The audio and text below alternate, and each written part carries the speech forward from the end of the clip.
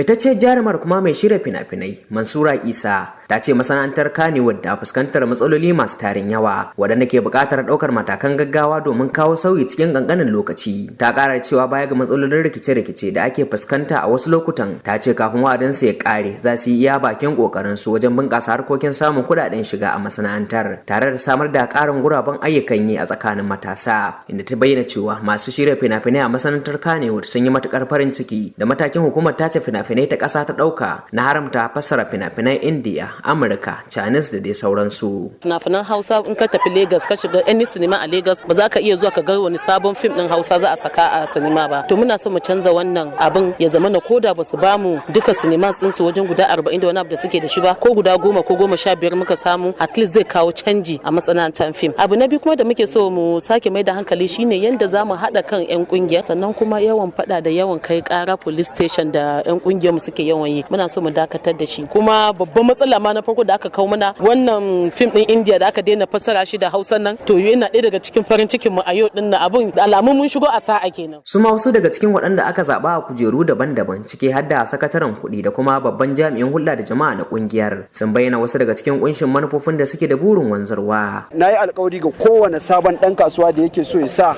hannun jarinsa a wannan masana'anta ta mu kofa a buɗe take. Idan da kana tunanin ba za ka iya sa kuɗinka ba, to yanzu ka zo ka sa ko miliyan 1000 ka sa, ni na ma alƙawari akwai hanyar da zan dama da wannan miliyan 1500 akai. Muna so mu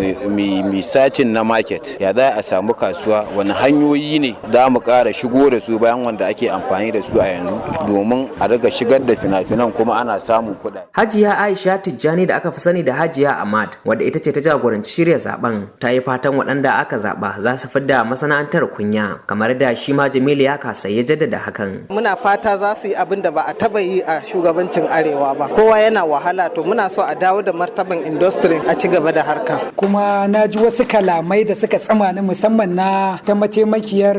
shugaba da ta ce za ta cicciɓe mu ɗungurungum ta kai ƙungiyar gaban lamba 1 na jihar Kano domin a nema mana mafita. To Allah ya tabbatar mana, Allah ya ƙara mata ƙwarin gwiwa. Masu shirya fina-finan Hausa, jarumai da sauran jami'an tsaro ne suka halarci zaben da aka gudanar.